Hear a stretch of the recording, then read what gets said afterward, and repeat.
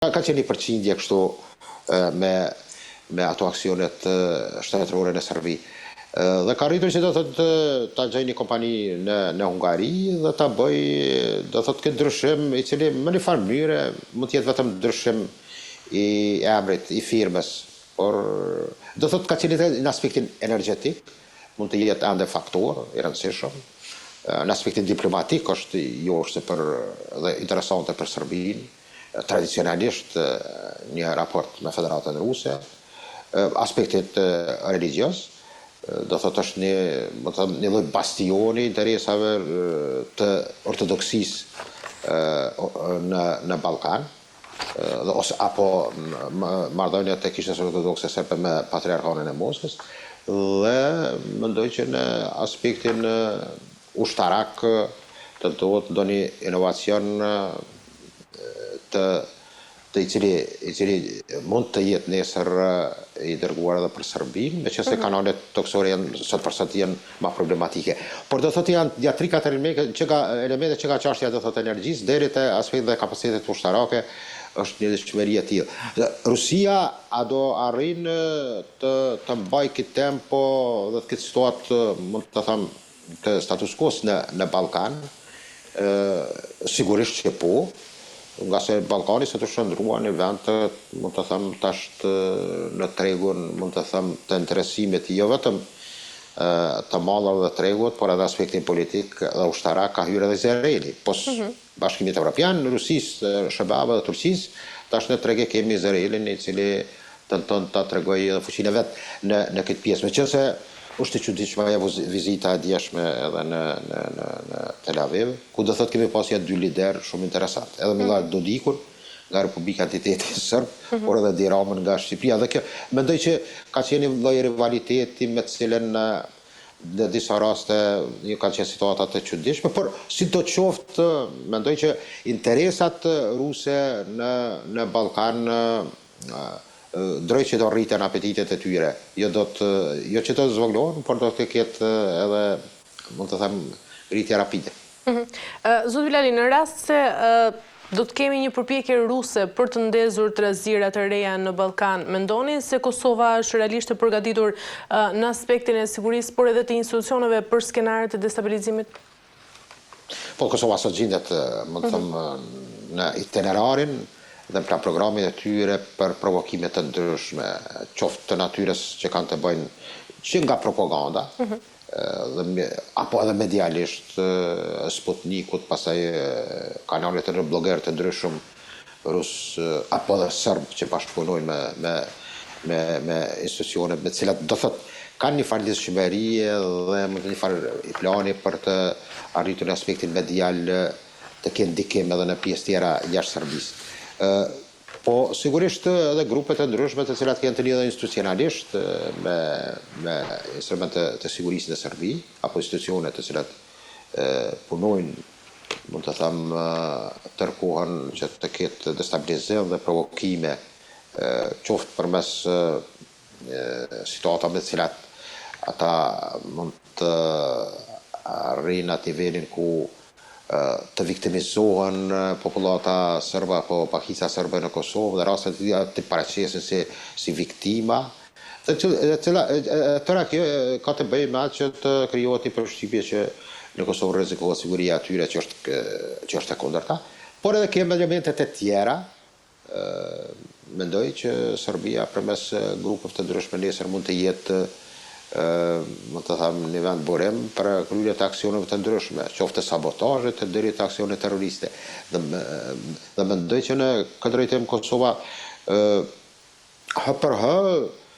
ka kapacitete, mirë po mendoj që duhet të punojmë atëpër në sforcimin e informacioneve, qoftë nga jashtë nga brenda, por edhe të ngritjes së nivelit teknologjik teknik të asaj që nënkupton jo vetëm çështja e sigurisë dhe në aspektin qoftë të inteligjencës apo edhe të kapaciteteve tjera të sigurisë, por normalisht që Kosova ka nevojë, mendoj që më tepër të ketë një strategji të nivelit forcimit të kapaciteteve militariste dhe ushtarake, nga se jetojmë në kohën kur siguria është zakonisht e brisht jo vetëm në Ballkan, por në gjithë botën. E qartë, zoti Bilali, nga ana tjetër, nëse SBA-ja mundohet që të dyja vendet të shtyjë për normalizim të raporteve mes tyre dhe Rusia nga njëra anë për pengimin e tyre, mendoni se dialogu tashmë po futet në një lojë të rrezikshme gjeopolitike jashtë kontrollit të rajonit? Jo, besoj që do kemi një situatë kur paralajmërimet janë që do ketë një takim të nivelit të lartë, kjo varet, mund të them, nga problematiket e brendshme që ka Unioni Evropian. Nuk është për hera parë, ky proces prolongohet për arsye të ndryshme, qoftë për shkak të problemeve të brendshme në Serbi, apo për shkak të çështjeve që kanë të bëjnë edhe me zgjedhjet apo ndonjë të lashe brenda Kosovës. Dhe kështu që kemi, do thotë, një situatë kur mendoj që flitet shumë për prillin, maj dikun që mund të organizohet një takim Kosovë-Serbi, të afrohet një platformë e qartë me insistimin e nivelit të dytë apo tretë të një rango të palës amerikane. Apo mund të ftoj si 4 shtatore 2020 Trumpi, sepse nuk përmend rastësisht nga 8 luftar që kanë dalë ai në botë, është edhe ajo që ka dalë mes Kosovës dhe Serbisë. Dhe mendoj që nuk është rastësisht me përmendja shpesh të marrjes ngojë e kësaj situate apo ndalimit të këtij konflikti apo lufte, dhe mund të ndodhë që për, mund të them, aspekte të ndryshme që mund të jenë jashtëzakonisht interesante për vetë Donald Trumpin, të organizojnë një takim prapë në shtëpinë e bardhë. Do të them në një formë të një memorandumi ekonomik që kanë pas me 4 shtator 2020 në fund të mandatit të parë. Dhe kjo mund të sjellë pastaj nuk jam shumë optimist që në letër, në tavolinë nuk mund të rrezikohemi, nuk do thotë që nuk mund të rrezikohemi me ndonjë pikë e cila mund të jetë e disfavorshme. Mirë po, amerikanët dihet që në momentet të caktuara mund të na habisin me ndonjë. Do jetë, besoj, një kombinim mes marrëveshjes së memorandumit ekonomik të 4 shtatorit, ne ande kemi, do thotë, nuk dihet çështja e emrit të Ojmanit, a duhet ketë emrin Donald Trump, pastaj procese tjera që kanë të bëjnë dhe pika kuptohet më kryesore që e përmendët edhe në